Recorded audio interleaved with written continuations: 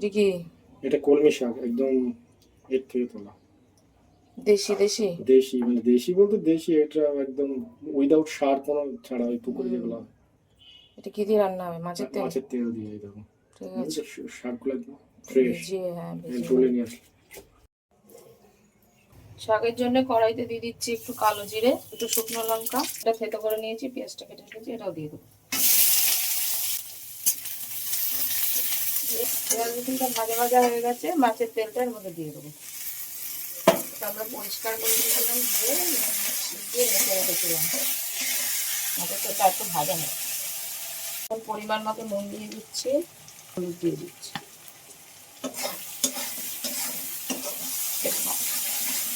তেলটাও সুন্দর ভাজা ভাজা হয়ে গেছে, এবার আমি ধুয়ে রাখা শাকটা দেবো।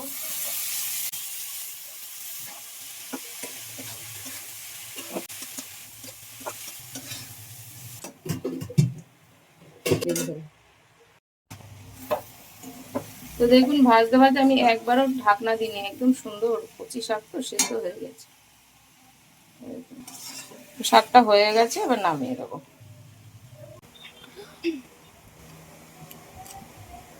তো ভালো হয়েছে, দেশি শাক তো দারুণ লাগছে।